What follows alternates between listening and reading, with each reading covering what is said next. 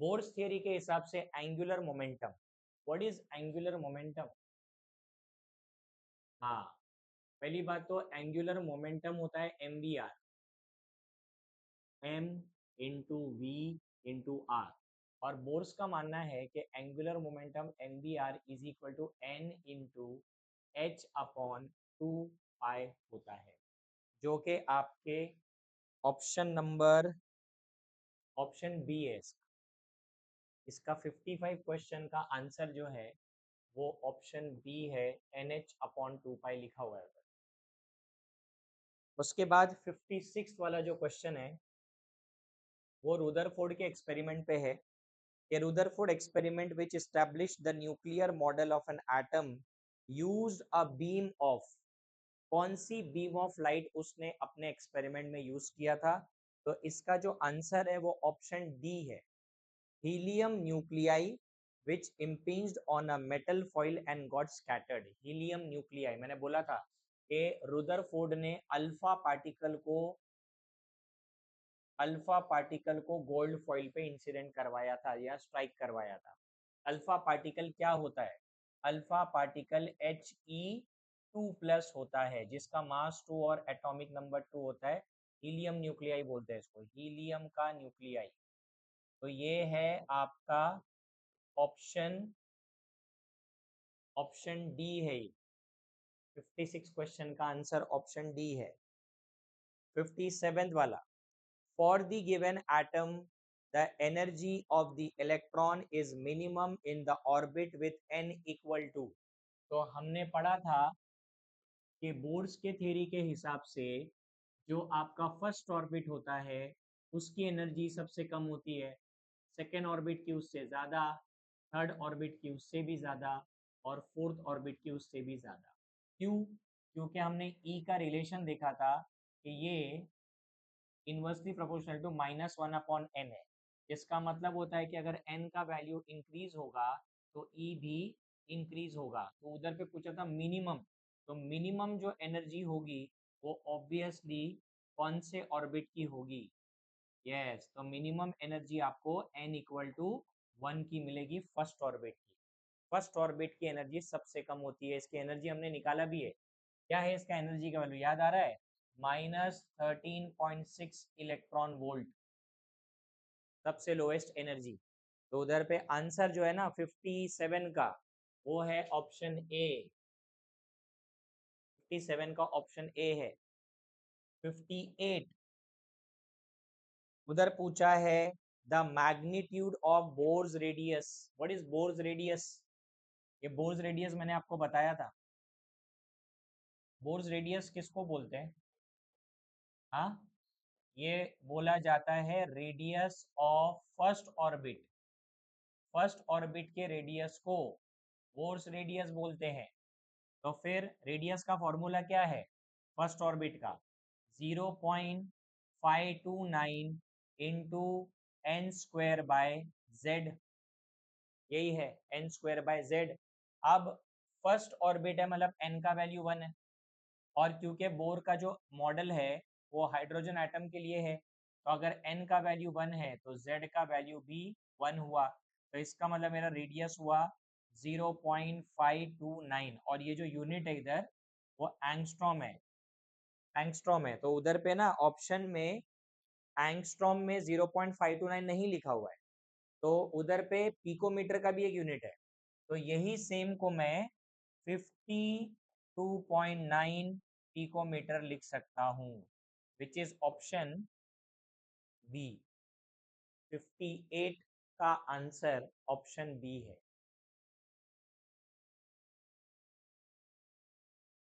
59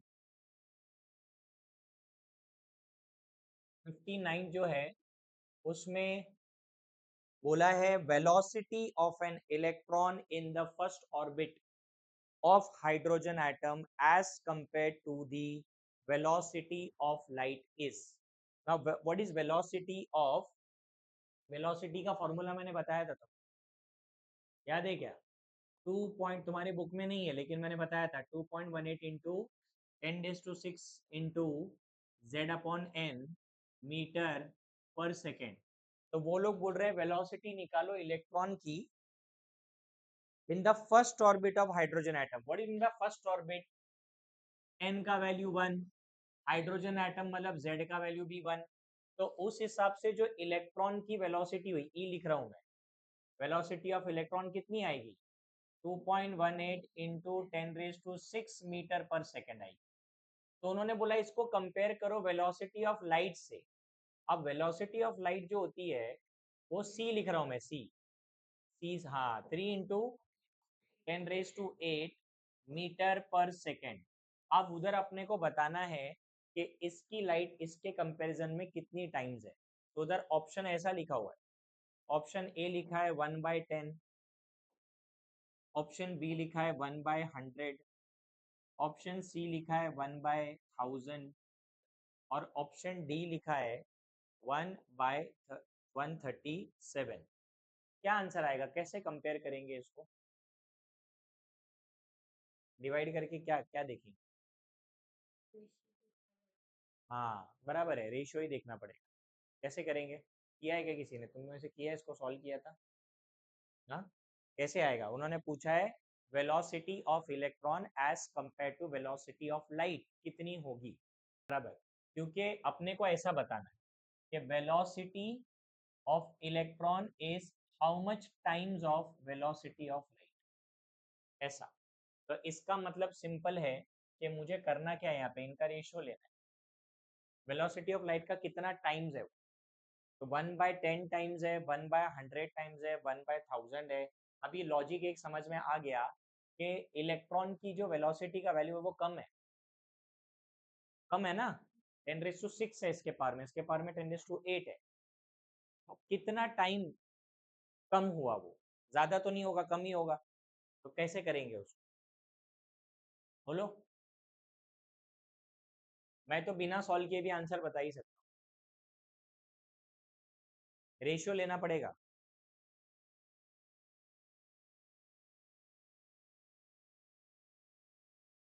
क्या? 10 लाख डिवाइड, क्या बोल रहा है? नहीं नहीं, पावर्स का क्यों सिर्फ रेशियो ले रहा है? नंबर का क्या करें?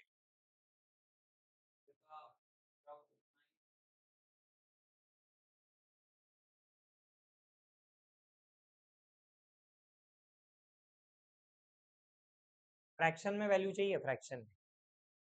याद है मैंने एक चीज तुमको बताई थी, वैसा ही है ये, कि जो क्या बोलते हैं, इलेक्ट्रॉन का मास है वो 1/1837 टाइम्स है. किससे? हाँ, प्रोटॉन के मास का. ऐसा ऐसा ही कुछ है ये. ऐसा ही कुछ है. तो आपको ही बताना है कि velocity of electron as compare to velocity of light कितनी होगी. बोलो. भाई मैंने तुमको इतना सब तो बता दिया है, बहुत इजी है. इतना बेसिक तो आना चाहिए.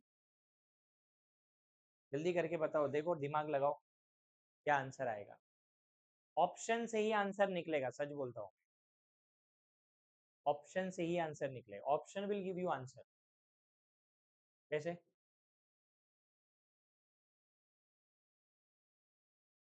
को डिवाइड किया तो? हाँ.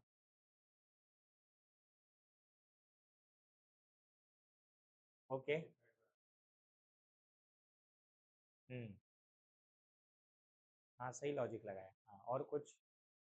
अगर तुम यहाँ पे देखो इधर, मैं बोला ना आंसर, बराबर बोला.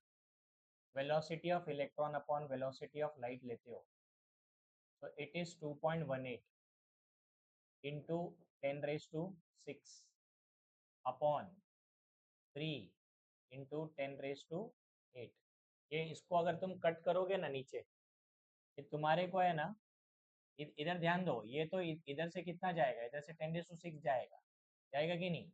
इधर से भी 6 जाएगा तो इधर 2 बचेगा. इनको जरा डिवाइड करो. इसको इससे डिवाइड करने के बजाय इसको इससे कैंसिल करो, क्योंकि आपके डिनोमीटर में एक जगह 10 आ रहा है. मेरे को तो इतना समझ में आ गया कि इधर डिनोमीटर में 10 नहीं आने वाला, 1/10 नहीं आने वाला. आएगा क्या? 1/10 आएगा इसका फ्रैक्शन? क्या वो 1/10 आ सकता है? क्या वो 1/100 आ सकता है? ऊपर 2.18 है, नीचे 3 है, कितना आ सकता है बोलो? वो जो वैल्यू है देखो, ये 2 बचा ना इधर, कितना ऊपर कितना बचा फिर? 2.18 कौन क्या 300, इसी का तो फ्रैक्शन निकालना है तुमको। कितना है ये, कितना है, कैसे पता चलेगा? करो, उसका फ्रैक्शन निकालो। 1/10 तो नहीं है वो, is it 1/10? Her question solve थोड़ी करना होता है, दिमाग भी लगाना होता है। 1/10 नहीं हो सकता, बिकॉज 1/10 का आंसर 0.1 होता है। क्या उसका फ्रैक्शन 0.1 आ सकता है? नहीं आ सकता। क्या ये 1/100 दिख रहा है तुमको? क्या 1/100 कैंसल होएगा क्या वो? हाँ, 1/100 जा रहा है वो। 1/100 होने के लिए नीचे नंबर क्या चाहिए था? क्या चाहिए था पता है? अगर ऊपर नीचे ऊपर 2.18 है तो नीचे कितना नंबर होना चाहिए था? 2.18 नहीं होना चाहिए था, 218 होना चाहिए था। बराबर, 218 होना चाहिए था। हाँ, तो बेसिकली बोलने का मतलब ये है कि ये तीनों ऑप्शन तो देखते ही समझ में आ रहा है कि नहीं हो सकता है। क्यों नहीं हो सकता? ये सब 10 के मल्टीपल्स वाले आंसर है। पॉइंट, इसका आंसर 0.1 है, इसका आंसर 0.01 है, इसका आंसर 0.001 है। अभी तुम उसको अगर डिवाइड करोगे ना, यू विल गेट 1 अपॉन, का आंसर 1/137 आता है। तुमको डिवाइड करना पड़ेगा, तुमको पता चलेगा उसका आंसर आएगा 1/137, कैंसिल होगा। तो ये जो आंसर है ना, ये ऑप्शन डी है। रेशियो लेना था, रेशियो इनका कंपेयर करना था मुझे कि भाई इलेक्ट्रॉन की वेलोसिटी स्पीड ऑफ लाइट की वेलोसिटी का कितना टाइम्स है। तो इट इज 1/137 टाइम्स है।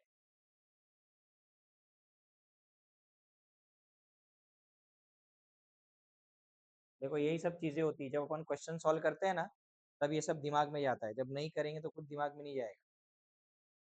क्वेश्चन नंबर 60 का जो आंसर है वो बता रहा हूँ। क्वेश्चन है ratio of radii of the first 3 orbit in hydrogen atom. Ratio of radii of first 3 orbit. अब यहाँ पे इतना याद होना चाहिए कि रेडियस जो होता है वो directly proportional to n square होता है। तो अगर मुझे 3 ऑर्बिट का रेडियस का रेशियो निकालना है तो मैं क्या करूँ? एन ले लूंगा उनका, और क्या, डायरेक्टली प्रोपोर्शनल है। फर्स्ट ऑर्बिट आएगा 1 स्क्वायर, सेकेंड ऑर्बिट आएगा 2 स्क्वायर, थर्ड ऑर्बिट आएगा 3 स्क्वायर। तो इसका मतलब 1:4:9 आंसर है। और ये ऑप्शन कौन सा है? इसका ऑप्शन ए है। This is option A, radius directly proportional to n square. ये फॉर्मूला हमने पढ़ा है। 61, energy of an electron in first energy level of hydrogen atom. What is first energy level? n equal to 1. Hydrogen atom मतलब z equal to 1। Energy का formula last time बताया था, -2.18 into 10⁻⁻18 into Z square by n square. और इसका जो unit है वो joule है, और मैंने जूल इसलिए लिया बिकॉज वहां पे सारे ऑप्शन जूल में। अब यहाँ पे करना क्या है, इधर भी 1 आएगा, इधर भी 1 आएगा, फिर आंसर क्या आएगा? -2.18 इंटू 10⁻⁻18 जूल। ये है एनर्जी ऑफ फर्स्ट ऑर्बिट। कौन सा ऑप्शन है? ऑप्शन ए है, ऑप्शन ए, -2.18 इंटू 10⁻⁻18 जूल। उसके बाद है 62। 62 question, total charge on 2 moles of electron. अच्छा पहले मुझे ये बताओ, 1 मोल इलेक्ट्रॉन मतलब कितना?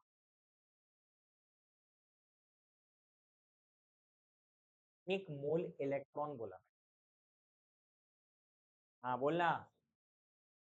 हाँ, 6.022 इंटू 10⁻23 इलेक्ट्रॉन्स। तूने जो बोला वो चार्ज है, ये 1 मोल इलेक्ट्रॉन है। अब 1 मोल इलेक्ट्रॉन का पहले चार्ज निकालते हैं। उसके लिए इतना पता होना चाहिए कि चार्ज ऑन 1 इलेक्ट्रॉन कितना होता है। Charge on 1 electron is 1.602 into 10⁻⁻19 coulomb. तो फिर अगर क्वेश्चन आया कि charge on 1 mole of electron, तो इतने इलेक्ट्रॉन पे कितना चार्ज होगा, तो 6.022 इंटू 10⁻23 इंटू 1.602 इंटू 10⁻⁻19 कूलम, जिसका आंसर आता है 96,483 कूलम पर मोल इलेक्ट्रॉन, जिसको हम राउंड ऑफ करके 96500 कूलम पर मोल इलेक्ट्रॉन लिखते हैं। और इसको है ना एक साइंटिस्ट के नाम पे नाम दिया गया है, इसका वैल्यू को बोला जाता है 1 Faraday. Faraday is a name of a scientist, Michael Faraday, उसके नाम पे ये वैल्यू है। 96500 मतलब 1 फैराडे होता है।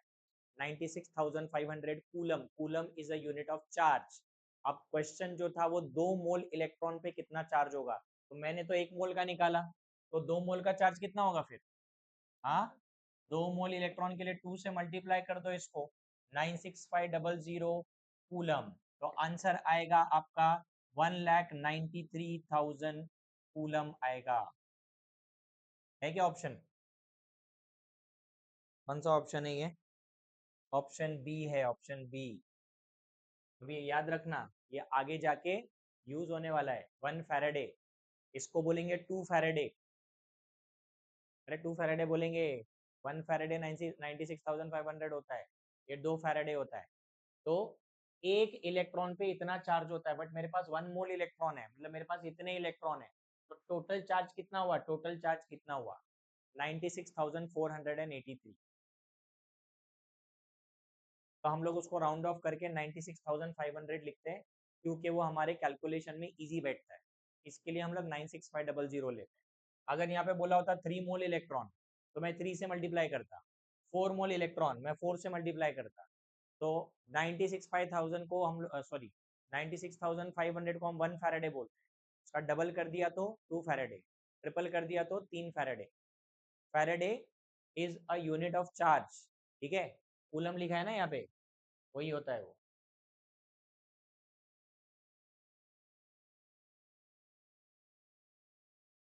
क्वेश्चन नंबर 63, क्वेश्चन नंबर 63 है the ratio of energies between first and third orbit of Be3+। Energy का रेशियो निकालना है फर्स्ट और थर्ड ऑर्बिट का। तो अभी फर्स्ट ऑर्बिट, पहली बात तो फर्स्ट ऑर्बिट मतलब n=1, और उन्होंने जो Be3+ बोला है, मतलब z का वैल्यू कितना है, 4 है। अब इसका एनर्जी निकाल लेते हैं यहाँ पे, तो एनर्जी क्या आएगा इसका, चलो एक कोई भी एक यूनिट ले लो, मैं 13.6 ले रहा हूँ, इंटू z²/n², तो z का स्क्वायर कितना हो गया 16 अपॉन 1 ही आएगा ये, ठीक है। चलो अब इसके बाद बोला थर्ड ऑर्बिट का निकालो, तो z का वैल्यू सेम रहेगा, तो इसका E3 होगा -13.6 इंटू जेड का स्क्वायर 16/3 का स्क्वायर, z²/n² होता है, ये 9 होगा, बराबर। इनका रेशियो लेना है, क्या आएगा E1/E3 इज इक्वल टू, देखो ये -13.6 और ये कैंसिल हो जाएगा क्योंकि ये कांस्टेंट है, बराबर। तो इधर आपको बच रहा है 16/1 और इधर आपको बच रहा है 16/9, बताओ क्या आंसर आएगा, 16 से 16 कैंसिल, 9 जाएगा ऊपर, तो आंसर आएगा 9/1, तो शायद वहां पे 9:1 ऑप्शन है क्या 9:1, हाँ है, 9:1 इज ऑप्शन सी। ऐसे करते हैं, रेशियो लोगे तो कांस्टेंट तो कैंसिल होगा, तो फिर यही तो वेरिएबल है 16/1 और 16/9, तो 16/1 16/9 16 16 कैंसिल, 9/1 आपका आंसर आ गया।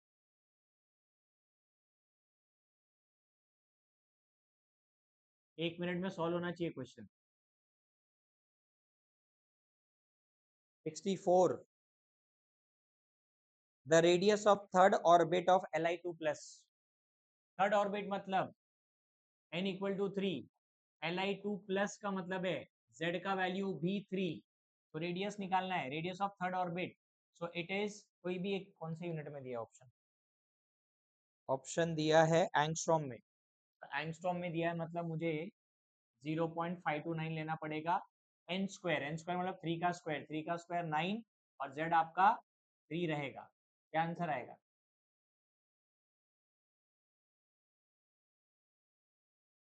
9/3 तो 3 हो गया, और 3 से मल्टीप्लाई करो, कितना आ रहा है?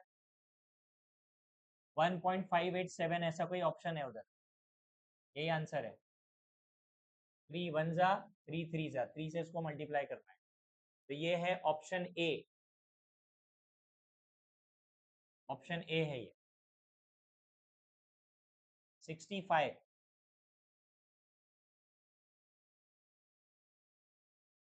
The velocity of electron in Bohr orbit. Bohr orbit मतलब कौन सा ऑर्बिट? हाँ, और hydrogen atom z equal to 1। Velocity क्या फॉर्मूला है? -2.18, सॉरी माइनस कहाँ से आ गया, 2.18 into 10⁻⁶ into Z upon N metre पर सेकेंड। तो इसका आंसर क्या आएगा? 2.18 इंटू 10⁻⁶ मीटर पर सेकेंड, यही आंसर आएगा, क्योंकि जेड भी 1 है, एन भी 1 है। बोर ऑर्बिट बोला मतलब फर्स्ट ऑर्बिट होता है, तो इसका आंसर है option D. Option D.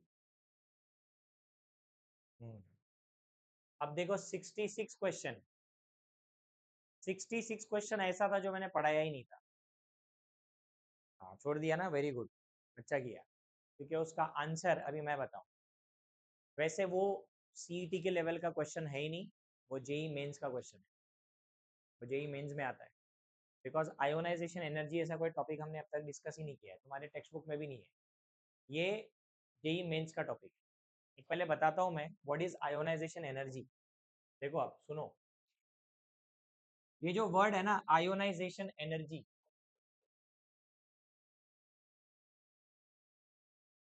Ionisation energy, आई ई लिखते हैं इसको। पहले तो मेरे को ये समझाना है कि आयोनाइजेशन का मतलब क्या होता है। आयोनाइजेशन मतलब किसी एटम को आयोनाइज करना। आयोनाइज करने के दो ही तरीके होते हैं, या तो किसी एटम में से इलेक्ट्रॉन निकाल दो, या तो उसको इलेक्ट्रॉन दे दो। इलेक्ट्रॉन निकालोगे तो प्लस का चार्ज आएगा, कैटायन बनेगा। इलेक्ट्रॉन अगर दे दोगे किसी एटम को तो नेगेटिव चार्ज आएगा, एनायन बनेगा। यहाँ पे हाइड्रोजन एटम की बात हो रही है उस क्वेश्चन में, ionisation enthalpy of hydrogen atom बोला है। अब हाइड्रोजन एटम के पास होता है एक इलेक्ट्रॉन, तो हाइड्रोजन का अगर आयोनाइजेशन मुझे लिखना है, तो इसका मतलब हाइड्रोजन का जो एटम है गैस, वो क्या करेगा, अपना एक इलेक्ट्रॉन लूज करेगा और बन जाएगा H+। ये हो गया आयोनाइजेशन। अब इलेक्ट्रॉन अपने आप तो लूज नहीं होगा, क्योंकि इलेक्ट्रॉन न्यूक्लियस से अट्रैक्टेड होता है। There is always a force of attraction between nucleus and electron. Electron को अगर वहां से निकालना है, so you require some amount of energy, उसी का नाम है आयोनाइजेशन एनर्जी। अब व्हाट इज दिस एक्चुअली, उसको मैं थोड़ा समझाता हूँ, ध्यान दो। अभी इसमें ये होता है कि आपके पास जो ऑर्बिट है, अभी हमारा न्यूक्लियस है और ये हमारा फर्स्ट ऑर्बिट। फर्स्ट ऑर्बिट में होता है हमारे पास एक ही इलेक्ट्रॉन, क्योंकि एक ही इलेक्ट्रॉन है हाइड्रोजन के पास, तो यहाँ पे मैं एक इलेक्ट्रॉन बना दे रहा हूँ। ना what is mean by ionisation? Ionisation तभी होगा जब आपका ये इलेक्ट्रॉन हो जाएगा एक फ्री इलेक्ट्रॉन। फ्री, फ्री का मतलब है वो न्यूक्लियस के एटमॉस्फेयर से बाहर निकल चुका है, इतना दूर निकल चुका है कि न्यूक्लियस का कोई फोर्स उस पर नहीं है, तब वो फ्री होगा। और ऐसा तब बोला गया है जब कोई भी इलेक्ट्रॉन जब जंप करता है फर्स्ट ऑर्बिट से इनफाइनाइट में। अब अगर फर्स्ट से इनफाइनाइट जाना है तो एनर्जी एब्जॉर्ब करनी पड़ेगी, बिकॉज ये एक्साइटेशन हुआ, क्योंकि नीचे वाले ऑर्बिट से ऊपर वाले ऑर्बिट में जाने के लिए एनर्जी एब्जॉर्ब करनी पड़ती है। तो पता ये चला कि ये जो इलेक्ट्रॉन है ये तब निकलेगा न्यूक्लियस के एटमॉस्फेयर से जब ये फर्स्ट ऑर्बिट से इनफाइनाइट ऑर्बिट में क्या करेगा, जंप करेगा भाई। अब ऑब्वियसली ये जंप करने के लिए ये कुछ तो एनर्जी एब्जॉर्ब जरूर करेगा, ऑब्वियसली एनर्जी एब्जॉर्ब करेगा, रिलीज थोड़ी करेगा। रिलीज थोड़ी करना है उसको, ऊपर से नीचे थोड़ी आ रहा है वो, नीचे से ऊपर जा रहा है, एब्जॉर्ब करेगा। अब ये कितनी एनर्जी एब्जॉर्ब करेगा उसके लिए मुझे इनफाइनाइट ऑर्बिट की एनर्जी और फर्स्ट ऑर्बिट की एनर्जी निकालनी पड़ेगी। अब जब मैंने फर्स्ट ऑर्बिट की एनर्जी निकाला तो मुझे पता चला वो 13.6 इलेक्ट्रॉन वोल्ट है, और फिर उसके बाद हमने इनफाइनाइट वाली की निकाली तो ये आया 13.6 इंटू, बताया था लास्ट टाइम, फॉर्मूला क्या है, Z square by n square.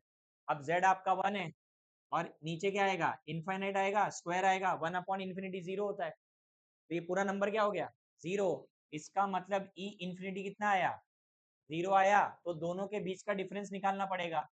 Difference है E infinity minus E one which is equal to 0, minus और इसका माइनस हो गया प्लस, मतलब मुझे जो एनर्जी लगने वाली है वो 13.6 है, और यही मेरी कौन सी एनर्जी है, आयोनाइजेशन एनर्जी है। कौन सी एनर्जी है, यस। सो बेसिकली जो मैंने यहाँ पे डेल्टा ई लिखा है ना, यही आपका आयोनाइजेशन एनर्जी होता है। किसी भी इलेक्ट्रॉन, किसी भी एटम को आयोनाइज करने का मतलब उसके इलेक्ट्रॉन को ग्राउंड स्टेट से इनफाइनाइट वाले स्टेट में जंप करवाना होता है। अब इनफाइनाइट मतलब वो इतना दूर है कि वो फ्री इलेक्ट्रॉन हो चुका है, अब वो एटम का पार्ट नहीं है और आपका एटम आयोनाइज हो चुका है। तो कितनी एनर्जी हाइड्रोजन एब्जॉर्ब करेगा, वो 13.6 इलेक्ट्रॉन वोल्ट होता है। इतनी एनर्जी इसको देनी पड़ेगी। तो अगर लॉजिक क्या समझा, what is ionisation energy, ionisation energy is the amount of energy, amount of energy absorbed by the electron to excite from n equal to 1 to n equal to infinite, 1 से लेके। Ion कैसे stable होगा, ion कभी stable नहीं होता, कोई भी ion, कोई भी चार्ज पार्टिकल कभी स्टेबल नहीं होता है, ये तो याद रखो। न्यूट्रल स्पीशीज आर स्टेबल, लेकिन आयोनाइज करने की जरूरत क्यों है, बिकॉज जो केमिस्ट्री चलता है ना वो 3 चीजों पे चलता है। ओए लोरी गा रहा हूँ क्या मैं, या तो एटम जो है वो अपना इलेक्ट्रॉन लूज करेगा किसी को, या तो किसी से गेन करेगा, या फिर शेयर करेगा। क्योंकि जो बॉन्ड बनते हैं, कोई भी बॉन्ड, या जब कोई दो एटम एक दूसरे के साथ रिएक्ट करते हैं, वहां पे अपोजिट चार्जेस होता ही है, प्लस माइनस का चार्ज होता है। तो इसका मतलब ही यही है कि वहां पे हाइड्रोजन जो है वो अपना इलेक्ट्रॉन लूज कर सकता है किसी और को देने के लिए। अभी जैसे मान लो हाइड्रोजन के साथ Cl है, Cl के पास आउटर मोस्ट शेल में 7 इलेक्ट्रॉन है, उसको एक चाहिए, इसके पास एक देना है इसको, तो ये शेयर कर सकता है अपना इलेक्ट्रॉन। तो उस केस में H पे प्लस आ जाएगा, Cl पे माइनस आ जाएगा, समझा। तो आयन, इंडिविजुअल आयन अनस्टेबल है, इसलिए आयंस क्या करते हैं, एक आयन दूसरे आयन के साथ कंबाइन होने की कोशिश करता है ताकि वो लोग वापस से स्टेबल हो जाए। लेकिन आयन तो आप बना सकते हो, आपको इलेक्ट्रॉन निकालना पड़ेगा, क्योंकि ऑलरेडी जो आपका इलेक्ट्रॉन है वो न्यूक्लियस से अट्रैक्टेड है, तो वो अपने आप बाहर नहीं आने वाला। अगर आपको निकालना है तो you have to apply some amount of energy, वही लिखा है मैंने, अमाउंट ऑफ एनर्जी एब्जॉर्ब, या ऐसा भी लिख सकते हैं amount of energy required by the electron to excite from n equal to 1 to n equal to infinite। ये है आयोनाइजेशन एंथैल्पी। देखो वहां पे क्वेश्चन अभी सॉल्व होएगा। क्वेश्चन क्या है, क्वेश्चन ये है कि the ionisation enthalpy of hydrogen atom is, उन्होंने अपने को है ना आयोनाइजेशन एंथैल्पी दिया है, कितनी दिया है, 1.312 इंटू 10 raised to 6 जूल पर मोल, ये वैल्यू उन्होंने दिया है, ये वैल्यू दिया है उन्होंने। अभी यहाँ पे पॉइंट को समझो, ये आयनाइजेशन एंथैल्पी का वैल्यू है, ठीक है। जूल, मैंने जूल में नहीं निकाला था, मैंने इलेक्ट्रॉन वोल्ट में निकाला था, उन्होंने जूल में दिया है, ठीक है। अब आगे उन्होंने क्या पूछा है इसके बाद क्वेश्चन के अंदर, the energy required to excite the electron in the atom from n equal to 1 to n equal to 2। अगर ये उसकी आयनाइजेशन एंथैल्पी है तो मुझे कितनी एनर्जी लगेगी इलेक्ट्रॉन को 1 से 2 में जंप करवाने के लिए। तो उसके लिए पहले मुझे 1 और सेकंड और फर्स्ट और सेकंड का एनर्जी निकालना पड़ेगा। अब फर्स्ट और सेकंड का एनर्जी कैसे निकालेंगे? तुम्हारे सामने आयनाइजेशन का फॉर्मूला है। क्या फॉर्मूला है? Ionisation enthalpy is equal to E infinity minus E1। यहाँ से E1 निकाल सकता हूँ, E1 को इधर ले लो, क्या मिलेगा? E infinity minus ionisation enthalpy, what is E infinity? 0 minus कितना आएगा? 1.312 इंटू 10⁶। इसका मतलब मेरे को E1 का वैल्यू मिल चुका है, कितना मिला? -1.312 इंटू 10⁶ जूल पर मोल। आ गया ये। अब ऐसे ही E2 निकालेंगे, तो E2 कैसे निकालेंगे? हाँ, यही वैल्यू रहेगा -1.312 इंटू 10⁶, लेकिन z²/n², अरे z²/n² होता है ना, तो z क्या है? 1 है ना, n कितना है सेकंड ऑर्बिट का? 2, 2 का स्क्वायर कितना होता है? 4, तो ये 1/4 आएगा। अब दोनों का डिफरेंस निकालना है। अब दोनों का डिफरेंस क्या निकालेंगे? दोनों का डिफरेंस निकालने का मतलब है मुझे करना है E2 माइनस E1। क्या करना है? हाँ, इसको मैं थोड़ा सा इधर ले लेता हूँ।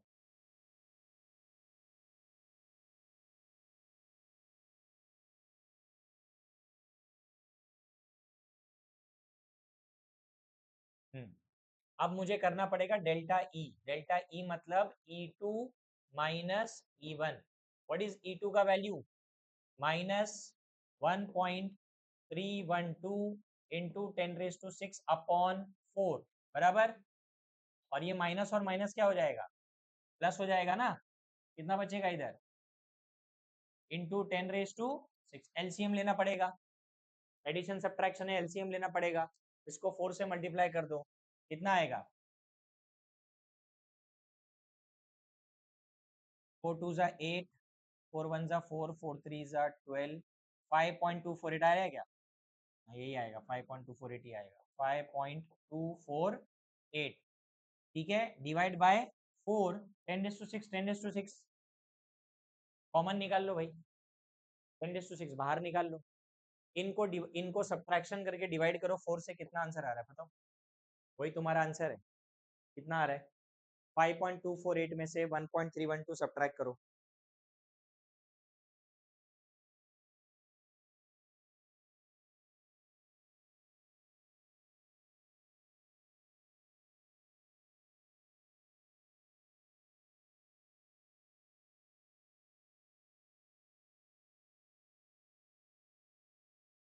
हाँ, डिवाइड बाय 4 करो ना।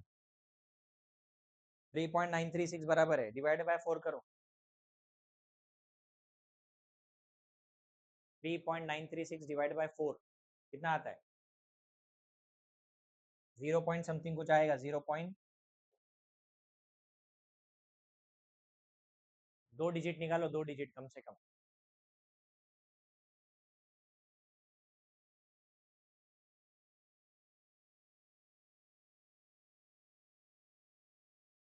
जीरो पॉइंट नाइन क्या? हाँ बराबर है, 0.984 आ रहा है। ठीक है, बस हो गया। इतना निकाला, इधर क्या बचा आपके पास? 10⁶ बचा, ठीक है। उधर पे मैंने एक ही ऑप्शन देखा है जो 9 के टर्म्स में है, 9, और वो है ऑप्शन, गया, ऑप्शन बी है 9.84 इंटू 10⁵। क्या मैं इसको 9.84 इंटू 10⁵ लिख सकता हूँ? क्योंकि एक डेसिमल आगे बढ़ाऊंगा ना अगर, तो ये 9.84 हो जाएगा, और ये जो 10⁶ है ना, ये 5 हो जाएगा। आगे आंसर, यही आंसर है, ऑप्शन बी है, ऑप्शन बी। और ये है आपका आयोनाइजेशन एंथैल्पी।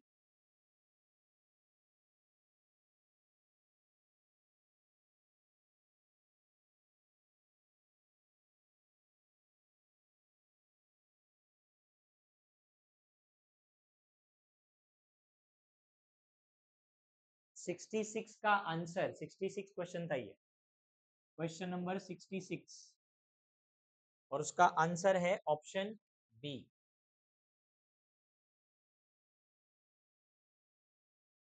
उसके बाद है 67, उसमें पूछा है velocity of electron in the fourth orbit of hydrogen atom. चलो अब ये करके बताओ, velocity of electron in the fourth orbit of hydrogen atom. Velocity का formula 2.18 into 10⁶ into Z upon N metre पर सेकेंड। क्या आएगा वेलोसिटी, निकालो।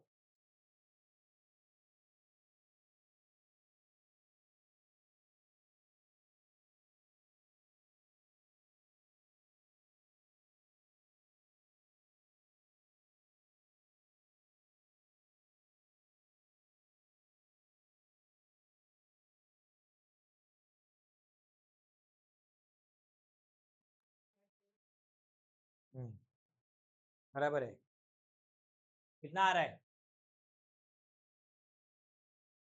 2.18 इंटू 10⁶ इंटू Z1 है, n का वैल्यू 4 है, इसका आंसर आएगा 0.545 इंटू 10⁶। हमारे पास ऑप्शन है ये वाला 5.45 इंटू 10⁵ मीटर पर सेकेंड। ये आंसर ऑप्शन डी दिया हुआ है, ऑप्शन डी। वैसे ऑप्शन दिया है 5.47, तो हम क्लोजेस्ट आंसर मार्क करते हैं, तो ऑप्शन डी है इसका answer. Question number 68, in which state the electron in He plus will have the same energy as in the second orbit of hydrogen atom। अब यहाँ पे पूछा है कि हाइड्रोजन एटम के सेकेंड ऑर्बिट की जो एनर्जी होती है वही सेम एनर्जी हीलियम प्लस की कौन से ऑर्बिट में होगी। तो पहले तो ये निकालना पड़ेगा कि हाइड्रोजन एटम के सेकेंड ऑर्बिट में एनर्जी क्या आएगी। So E2 is equal to -13.6 into क्या आएगा Z²/n² ना, सो 1/4। कितना आंसर आता है इसका, ये कुछ आएगा। तो मुझे पता करना है हीलियम प्लस में सेम एनर्जी कब आएगी। अब हीलियम प्लस बोला मतलब, हीलियम प्लस बोला मतलब Z का वैल्यू 2 हो चुका है। अब मुझे ये पता करना है कौन से ऑर्बिट में सेम एनर्जी आएगी। अब ये क्वेश्चन ऑप्शन से सॉल्व होगा। पहला ऑप्शन लिखा है सेकेंड ऑर्बिट, तो मैं पहले ऑप्शन को पहले ट्राई करता हूँ। क्या लेता हूँ इधर, 2 लेके देखते हैं तो क्या आएगा। E2 is equal to -13.6 into Z² कितना होता है 4, n² भी कितना होता है 4, 4 से 4 कैंसिल, क्या आंसर आ रहा है। तो क्या ये ऑप्शन है, नहीं है, ये ऑप्शन नहीं है। उसके बाद नेक्स्ट ऑप्शन क्या है, नेक्स्ट ऑप्शन दिया है फोर्थ ऑर्बिट, मतलब मैं क्या करूँ अभी, n के जगह क्या ले लूँ, हाँ n के जगह 4, चलो n के जगह 4 लेके देखते हैं। सो E4 निकालेंगे, -13.6 इंटू Z का स्क्वायर 4, n का स्क्वायर 16 है, आगे आंसर 4 1 जा 4 4 जा, क्या ये भी 1/4 था, ये भी 1/4 है, इसका आंसर भी क्या आएगा -3.4 इलेक्ट्रॉन वोल्ट। तो दोनों की एनर्जी मैच हो गई। इसका मतलब आंसर है कि हीलियम प्लस का फोर्थ ऑर्बिट की एनर्जी हाइड्रोजन के सेकेंड ऑर्बिट की एनर्जी के बराबर है। इसका आंसर है सेकेंड, ऑप्शन बी है, ऑप्शन बी है, B.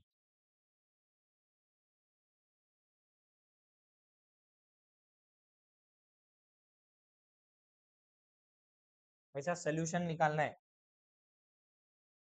69th question, the energy required to excite an electron in hydrogen atom from ground state into the third orbit। मुझे कितनी एनर्जी लगेगी इलेक्ट्रॉन को ग्राउंड स्टेट से थर्ड ऑर्बिट में excite करने की। तो पहले मुझे एनर्जी दो लोगों की निकालनी पड़ेगी, एक तो फर्स्ट वाली फिर थर्ड वाली, फिर दोनों का डिफरेंस निकालना पड़ेगा। निकालो जरा, बताओ कितना आता है, E1 की एनर्जी कितनी आती है और फिर ये थर्ड ऑर्बिट की एनर्जी कितनी आती है, दोनों निकालो और फिर दोनों का डिफरेंस निकालो। E3 माइनस E1 पता चल जाएगा कितनी एनर्जी लगती है फर्स्ट से थर्ड में जंप करने की। जल्दी करो, जेड का वैल्यू 1 ही आएगा, हाइड्रोजन एटम लिखा है क्वेश्चन में।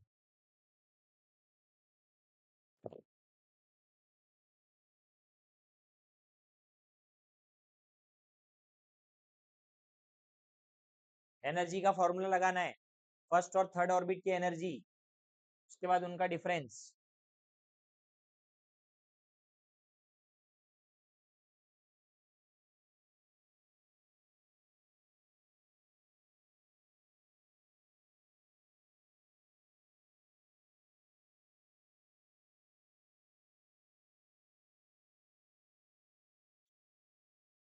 फर्स्ट ऑर्बिट की एनर्जी है माइनस 13.6,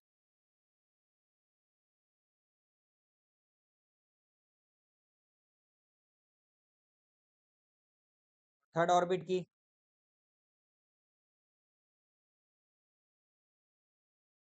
तो एक मिनट, ये फॉर्मूले से नहीं लगेगा क्योंकि ये सारे ऑप्शन जूल में, जूल में जूल में जूल में है, तो इससे सॉल्व नहीं कर सकते। जूल के लिए ये वाला फॉर्मूला लगेगा, -2.18 इंटू 10⁻⁻18 जूल। ये तो फर्स्ट की हो गई।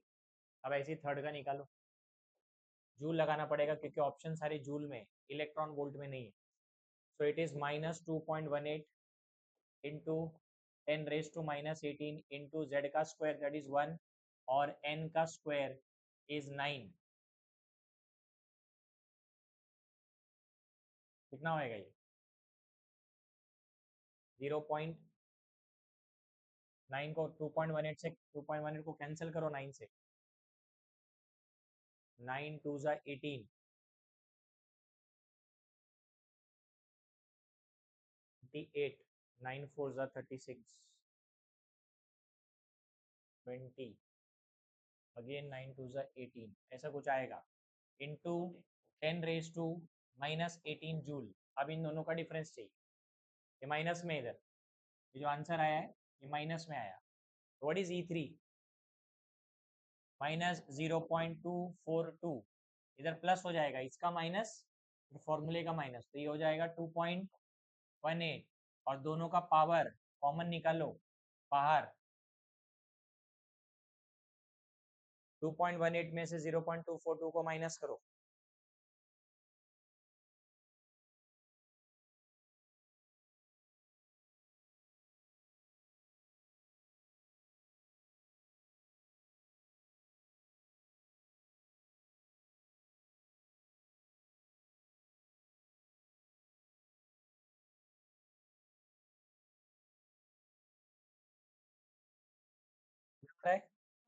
हाँ बराबर है, 1.938 इंटू 10⁻⁻18 जूल, यही आंसर है।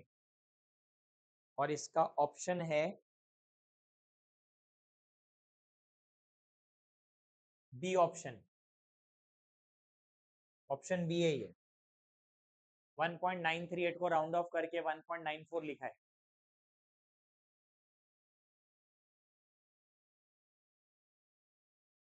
तो ये था question number 69। Then question number 70, energy of an electron is given by E equal to -2.18 into 10⁻⁻18 into z square by n square joule. आगे बोला है उन्होंने, wavelength of light required, wavelength क्या होता है? Lambda, wavelength of light required to excite an electron in hydrogen atom from level n equal to 1 to n equal to 2। मुझे ये पता करना है कि n इक्वल टू 1 से n इक्वल टू 2 में अगर इलेक्ट्रॉन को जंप करवाना है तो उसके लिए लैम्डा का वैल्यू क्या है।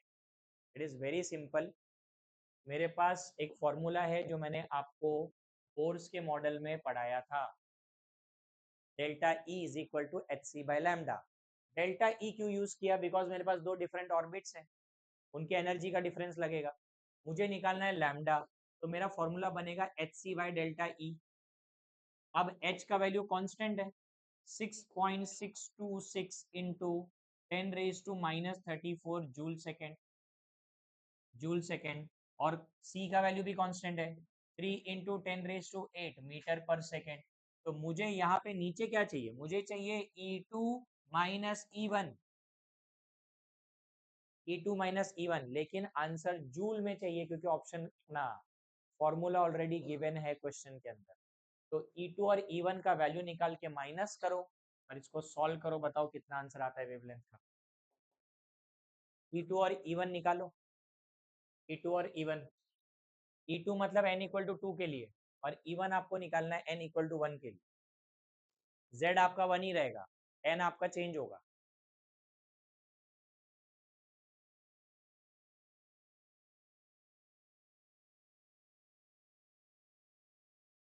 कितना आएगा E1 कितना आएगा, E1 तो -2.18 इंटू 10⁻⁻18 ही आने वाला है क्योंकि Z भी 1 है n भी 1 है। E2 कितना आएगा,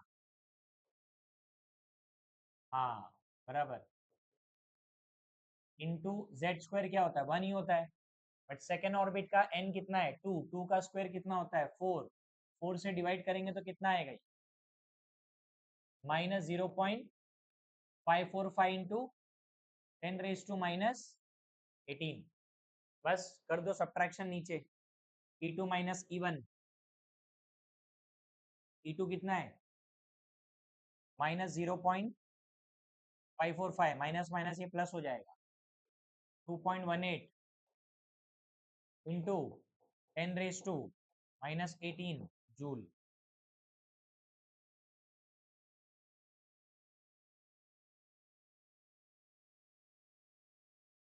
देखो जूल से जूल कैंसिल, सेकेंड से मीटर बच रहा है, लैम्डा का यूनिट मीटर होता है, लैम्डा वेवलेंथ का SI यूनिट मीटर है, लास्ट में मीटर बच गया बराबर से।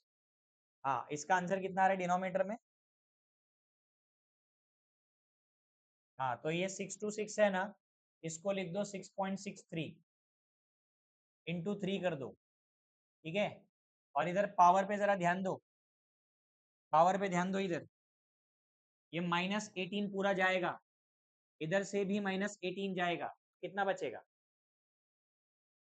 ना, 6 बचेगा, 34 में से 18 किया तो 6 बचता है, -16 बचा, अब -16 के साथ +8 है, ये भी गया तो कितना बचा, -8 बचा इधर, तो इधर बचेगा आपके पास 10⁻⁻8 और डिनोमिनेटर में कितना आया ये 1.635, इसको डिवाइड कर लो मिलेगा आंसर, कितना आ रहा है बताओ, मीटर में आंसर आएगा 6.63 इंटू 3 डिवाइड बाय 1.635। पहले तो तुम्हारे को 12.16 मिलेगा डिवाइड करने से, इंटू 10⁻⁻8 आएगा, लेकिन ऑप्शन जो है वो -7 में, अब -7 में है मतलब इसको -7 करने के लिए मुझे लेफ्ट में एक डेसिमल शिफ्ट करना पड़ेगा, तो ये हो जाएगा 1.216 into 10⁻⁻7 metre, and this is option A, ये आंसर है। क्वेश्चन नंबर 71, क्वेश्चन है if the energy differences between first and second orbit, second and third orbit, and third and fourth energy level of an atom are x y z respectively, then। अब यहाँ पे इतना easy question था ये कि उन्होंने पूछा है कि फर्स्ट ऑर्बिट और सेकेंड ऑर्बिट के बीच का जो एनर्जी गैप होता है ये n इक्वल टू 1 है, ये n इक्वल टू 2 है, ये x बोल दिया। उसके बाद बोला सेकेंड और थर्ड ऑर्बिट के बीच का जो गैप है उसको y बोल दिया, और उसके बाद थर्ड और फोर्थ ऑर्बिट के बीच का जो गैप है उसको बोल दिया z। मैंने बताया था कि सबसे बड़ा एनर्जी गैप जो होता है वो फर्स्ट और सेकंड के बीच का होता है, मतलब x का वैल्यू सबसे बड़ा होगा इधर, उसके बाद सेकंड और थर्ड का उससे छोटा, फिर थर्ड और फोर्थ का सबसे छोटा, यही आंसर है। इसका ऑप्शन है option A. This is option ए। मैंने बताया था कि n का वैल्यू जैसे जैसे इंक्रीज होगा, एनर्जी गैप, नोट्स में लिखवाया ये, डिक्रीज होगा। सबसे बड़ा एनर्जी गैप 10.2 इलेक्ट्रॉन वोल्ट का है। जब इलेक्ट्रॉन को फर्स्ट से सेकंड में जंप करना होता है तब उसको सबसे ज्यादा एनर्जी लगती है। सेकंड से थर्ड में जंप करने के लिए कम लगती है, थर्ड से फोर्थ में और कम, क्योंकि गैप छोटा होता जा रहा है। तो ये आंसर है उसका।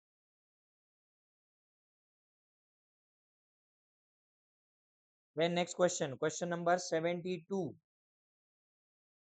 Question number 72. According to Bohr's theory, the angular momentum of an electron in fourth orbit. What is meant by fourth orbit? N equal to 4. तो बताओ angular momentum mvr is equal to क्या होता है? n into h upon two pi. n आपका 4 है, h upon two पाए, 2 1 जा 2 जा, इसका मतलब आंसर आएगा 2 इंटू एच अपॉन पाए। और ये कौन से ऑप्शन में दिया है? Option B. This is option B, 2 into h upon पाए।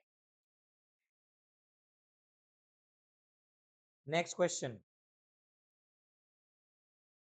Question number 73। 73 वाले क्वेश्चन में बोला है, if an electron of mass m, mass of electron क्या दिया है? m kg दिया हुआ है, kg kilogram, moves in an orbit of a radius, radius दिया है 2.12 angstrom, with a velocity of 600 metre पर सेकेंड। v दिया है 600 मीटर पर सेकेंड। हमको पूछा है then the angular momentum of electron. What is angular momentum? ये देखो भाई, हाँ, तो एंगुलर मोमेंटम आपका mvr है। Angular momentum is equal to m को तो m ही लिखेंगे, वैल्यू थोड़ी दिया है उसका। v कितना दिया है? 600 मीटर पर सेकेंड, और r 2.12 एंगस्ट्रॉम नहीं लिखना है इधर, मीटर में कन्वर्ट करना है उसको, क्योंकि यहाँ पे मीटर है। तो एंगस्ट्रॉम कितना मीटर होता है? 10 के पावर में -10 मीटर होता है। अभी सॉल्व करके बताओ कितना आंसर है। m वैसे ही रहेगा, m वैसे ही रहेगा।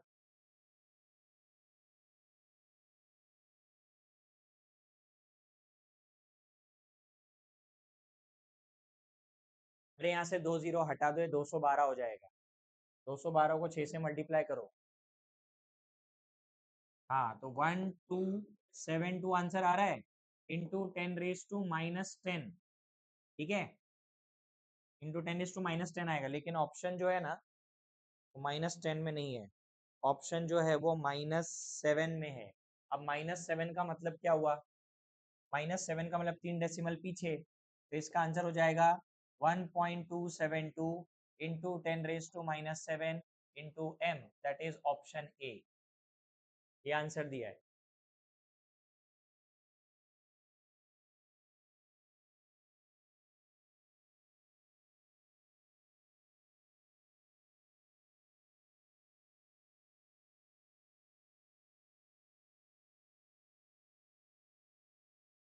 Next question 74।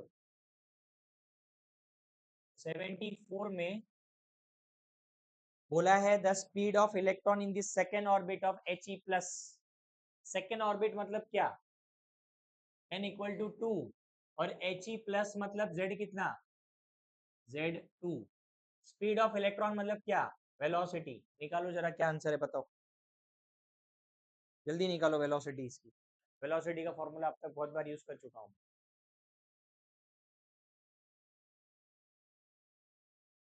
वेलोसिटी निकालो जल्दी।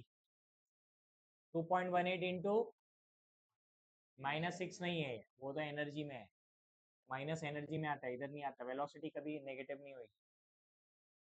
ठीक है, और ये आपका z/n, तो z भी 2 है और n भी 2 है, ये 2 से 2 कैंसिल। आंसर क्या आ रहा है? 2.18 into 10⁶ मीटर पर सेकेंड।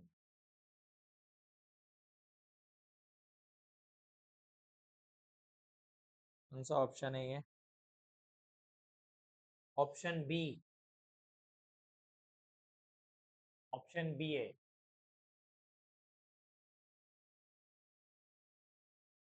75th वाला जो क्वेश्चन है वो एक्चुअल में हम लोग जेई नीट में पढ़ाते हैं। थोड़ा सा आइडिया दे देता हूँ। वहां पे क्वेश्चन पूछा है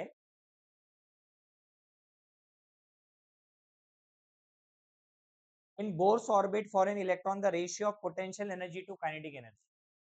पोटेंशियल एनर्जी और काइनेटिक एनर्जी का रेशियो क्या आएगा वो पूछा है। और उसके लिए मुझे पोटेंशियल एनर्जी का फॉर्मूला चाहिए, काइनेटिक एनर्जी का फॉर्मूला चाहिए। नहीं, इधर पे अलग चीज है, सुनो थोड़ा सा बता देता हूँ। पहली बात तो टोटल एनर्जी करके एक चीज होती है which is kinetic energy plus potential energy. Kinetic energy plus potential energy. अब हमारा जो एटम होता है, हमारे एटम में भी हमारे पास एटम है और ये उसका न्यूक्लियस है।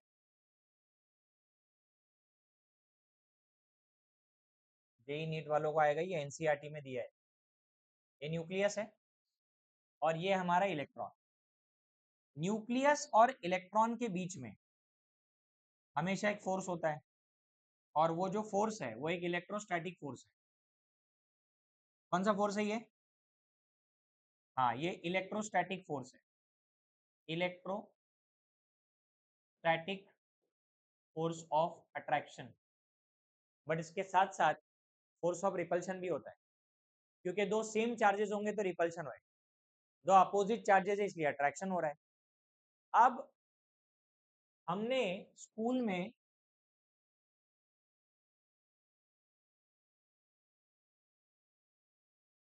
पढ़ा हुआ है कूलम्स लॉ। पता है इसका फॉर्मूला क्या है?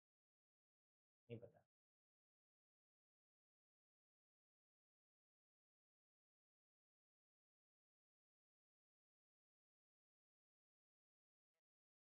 एफ इज अट्रैक्टिव और रिपल्सिव फोर्स, ये दोनों फोर्स होते हैं।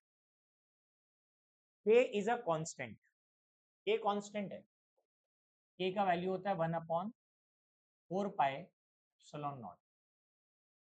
के कांस्टेंट है। What is Q1 Q2? Q1 Q2 क्या है पता है बेटा? Q1 एक चार्ज है और Q2 दूसरा चार्ज है। अब ये दो चार्ज अगर सेम रहे, सेम चार्ज, प्लस प्लस, ये R होता है इनके बीच का डिस्टेंस। दिख रहा है इधर R लिखा है, distance between two charges is R। अब दो चार्जेस अगर सेम है, चाहे वो दोनों प्लस हो या फिर दोनों क्या हो, माइनस, यहां पे कभी भी अट्रैक्टिव फोर्स नहीं होगा। कौन सा फोर्स होगा? Repulsive force. तो रिपल्सिव फोर्सेस के लिए पोटेंशियल एनर्जी निकालने का एक फॉर्मूला होता है, that is F into r. और F मैंने ऊपर लिख दिया है। F क्या है? हाँ, K Q1 Q2 by r square into r. तो R से R गया, तो इसका मतलब मेरे को पोटेंशियल एनर्जी का फॉर्मूला क्या मिला? PE is equal to K Q1 Q2 upon R। ये मिला ना? ये जेई नीट पढ़ने में मजा है। Q1 Q2 bye R। ये फॉर्मूला हमारे को क्या बता रहा है? ये फॉर्मूला बता रहा है कि आपको रिपल्सिव फोर्स, अगर दो सेम चार्जेस में रिपल्सिव फोर्स होता है, आर और पी का रिलेशन चेक करो। आर मैंने क्या बोला? आर क्या है? दो चार्जेस के बीच का डिस्टेंस है। इसका मतलब ये हो गया कि अगर दो सेम चार्जेस नजदीक आएंगे तो ज्यादा रिपेल करेंगे। अरे नजदीक आएंगे तो ज्यादा रिपेल करेंगे। अगर ज्यादा रिपेल करेंगे इसका मतलब ये हुआ कि अगर R का वैल्यू कम होगा तो पोटेंशियल एनर्जी बढ़ेगी। इनवर्सली प्रोपोर्शनल है ये, इनवर्सली प्रोपोर्शनल दिख रहा है। आर कम होने का मतलब दो सेम चार्जेस नजदीक आ रहे हैं, रिपेल करेंगे, रिपेल करने से पोटेंशियल एनर्जी बढ़ती है, काइनेटिक एनर्जी कम हो जाएगी। What is kinetic energy? Kinetic energy motion पे डिपेंड करती है और पोटेंशियल एनर्जी पोजीशन पे डिपेंड करता है। तो जब पार्टिकल का पोजीशन ज्यादा क्लोजर होगा तो उस टाइम पे वो ज्यादा रिपेल करेंगे, तो उनकी पोटेंशियल एनर्जी बढ़ेगी। लेकिन अगर मैंने आर का वैल्यू बढ़ा दिया, मतलब मैंने दो सेम चार्जेस के बीच का डिस्टेंस बढ़ा दिया, अब इनके बीच में रिपल्सिव फोर्स कैसा होगा? बहुत कम। तो इसका मतलब पोटेंशियल आर बढ़ाने से पोटेंशियल एनर्जी क्या हो जाएगी? कम, और काइनेटिक एनर्जी बढ़ जाएगी। ऐसा होता है। अब अगर मैं कोई भी दो चार्जेस ले लूं इधर, Q1 Q2, प्लस लिया तो प्लस इंटू प्लस प्लस ही होता है, माइनस इंटू माइनस वो भी प्लस ही होता है। तो रिपल्सिव फोर्स में ये फॉर्मूला आता है। बट अगर अट्रैक्टिव फोर्स रहेगा तो क्या आएगा पता है? इधर माइनस का साइन आएगा। क्यों अट्रैक्टिव फोर्स में माइनस क्यों आएगा? क्योंकि अट्रैक्टिव फोर्स दो अपोजिट चार्जेस के बीच में होएगा, एक प्लस और एक माइनस। तो अगर मुझे पोटेंशियल एनर्जी निकालना है दो अपोजिट चार्जेस के बीच में, तो मान लो ये आपका Q1 है, ये प्लस है, और ये आपका Q2 है, ये माइनस है, ये R है। तो फिर बताओ यहाँ पोटेंशियल एनर्जी क्या है? इधर आएगा माइनस के Q1 Q2 अपॉन R। इसका मतलब क्या हुआ? हाँ, ये डायरेक्टली प्रोपोर्शनल हो गया है। मतलब R अगर आप कम करोगे ना तो पोटेंशियल एनर्जी कम हो जाएगी, काइनेटिक एनर्जी बढ़ जाएगी, क्योंकि माइनस का साइन है इधर। माइनस का साइन होने का मतलब इनवर्सली प्रोपोर्शनल नहीं हुआ, वो डायरेक्टली प्रोपोर्शनल हो चुका है। आर कम होगा तो पीई भी कम हो जाएगा, और अगर आर का वैल्यू बढ़ा दिया मतलब डिस्टेंस बढ़ा दिया तो पोटेंशियल एनर्जी भी बढ़ेगी और काइनेटिक एनर्जी क्या हो जाएगी? कम हो जाएगी। अब हम क्या करते हैं यहाँ पे, हम लोग एक चीज करते हैं, क्योंकि हमारा Q1 जो है, Q1 वो पॉजिटिव चार्ज है ना। पॉजिटिव चार्ज कहाँ होता है एटम के अंदर? न्यूक्लियस में, बराबर। उसको हम लिखते हैं ZE। क्या लिखते हैं? Z is the number of proton, E is the charge.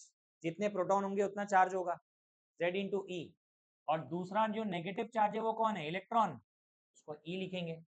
तो अब मुझे बताओ, अगर मैंने यहाँ पे वैल्यू रख दिया तो क्या मिलेगा मुझे? हाँ, minus K ZE into e by r, ऐसी कुछ मिलेगा। ZE मेरा Q1 है, मेरा न्यूक्लियस का चार्ज है ये, और ये किसका चार्ज है? इलेक्ट्रॉन का। दोनों में फोर्सेस हो रहा है।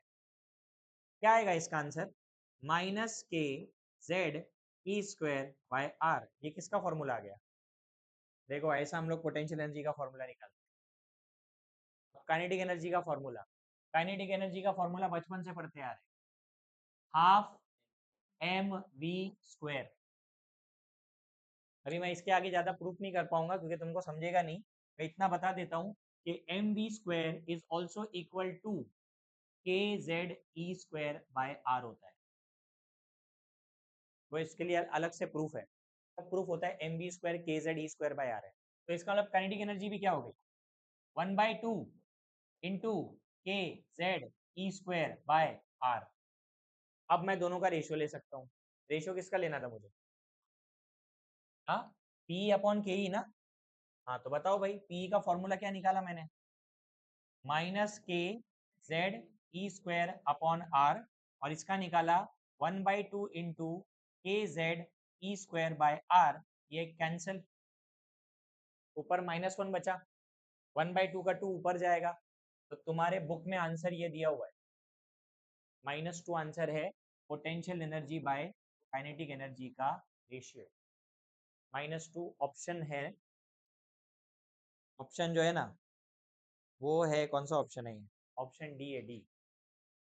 भेजे में गया नहीं होगा तुम्हारे, मेरे को पता है, बट ये बेसिक है। Coulomb's law, Coulomb's law of attraction repulsion. Same charges में रिपल्शन होता है और अपोजिट चार्जेस में अट्रैक्शन होता है, और उसको हम इस तरीके से लिखते हैं।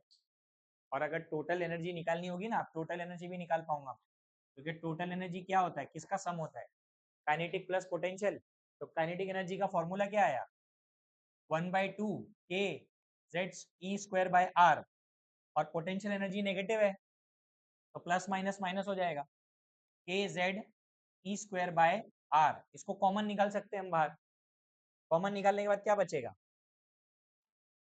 हाँ 1/2 -1 ब्रैकेट में 1/2 -1 K Z e square by r मैंने कॉमन निकाल लिया, कितना बचेगा, -½ बचेगा। 1/2 -1 इज -½ तो इसका मतलब जो टोटल एनर्जी है ना कितनी है, -½ K Z e square by, क्या minus K Z e square by r PE है, चेक करो क्या वहां पे minus K Z e square by I PE है कि नहीं। तो इसका मतलब total energy is equal to minus potential energy divide by 2, क्योंकि पोटेंशियल एनर्जी क्या है, minus K Z e square by r है, इधर आया क्या minus K Z e square by are, minus K Z e square by r को potential energy लिख सकता हूँ। इसका एक और मीनिंग हुआ, minus PE is equal to 2 times of total energy. Time pass के लिए नहीं पढ़ा रहा मैं, ये सब काम आएगा, फिजिक्स में भी यूज होता है ये, total energy, potential energy, kinetic energy. तो ये है काइनेटिक एनर्जी का फॉर्मूला, जैसे पढ़ते हैं, जो सिखाया है ना ये इंपॉर्टेंट है, ये बेसिक्स है, बेसिक्स है। अगर एटम के अंदर फोर्स ऑफ अट्रैक्शन है ना, तो एटम में फोर्स ऑफ रिपल्शन भी है, क्योंकि जो इलेक्ट्रॉन इलेक्ट्रॉन है ना इनमें रिपल्शन होता है। और जब दो एटम क्लोजर आते हैं ना तो उनके जो न्यूक्लियस है, न्यूक्लियस वो भी नजदीक आते हैं। तो न्यूक्लियस न्यूक्लियस में कौन सा चार्ज होता है, प्लस का चार्ज, वहां पे भी रिपल्शन होता है। इसलिए जब बॉन्ड बनता है ना, बॉन्ड, तो बॉन्ड जो बनता है दो एटम्स के बीच में, वो बॉन्ड बनने के लिए एक पर्टिकुलर डिस्टेंस होता है, उस डिस्टेंस के आगे एटम कभी नहीं जा सकता, क्योंकि उस डिस्टेंस के बाद अट्रैक्शन नहीं, रिपल्शन स्टार्ट हो जाएगा। इसीलिए एक दूसरे के साथ एटम इतने ही क्लोजर जा सकते हैं जितना क्लोजर वो लोग जाने के बाद स्टेबल रहे, जहाँ पे अट्रैक्शन और रिपल्शन बैलेंस होता है। और जहाँ पे रिपल्शन ज्यादा हो गया वहाँ बॉन्ड कभी नहीं बनेगा, क्योंकि एटम तो एक दूसरे से दूर भागेंगे, और बॉन्ड बनाने के लिए एटम में अट्रैक्शन होना चाहिए। तो यहाँ पे यही चीज काम आती है, ये इंपॉर्टेंट है उसके लिए।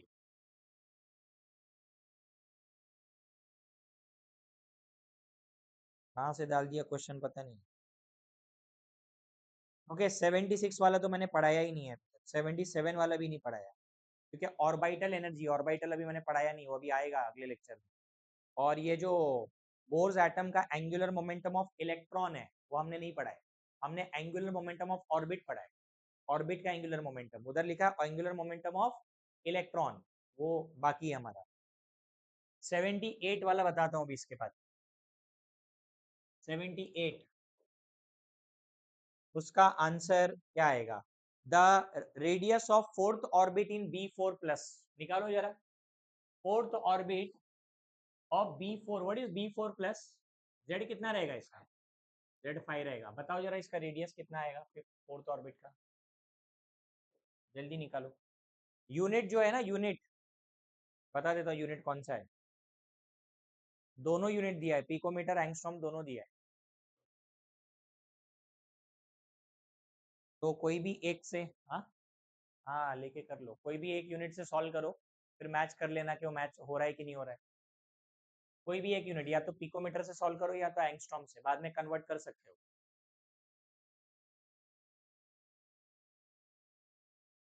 है आंसर, रेडियस का फॉर्मूला, अगर मैं पिकोमीटर से जाऊं तो 53 picometre into n square, n square मतलब 4 का square, 16 by Z that is 5, कितना आ रहा है, कितना आएगा ये, हाँ अगर पिकोमीटर में आंसर निकालेंगे तो कितना आएगा, 169.6 पिकोमीटर ऐसा कुछ आ रहा है। देखना पड़ेगा ऑप्शन में ऐसा कोई आंसर है क्या पिकोमीटर में।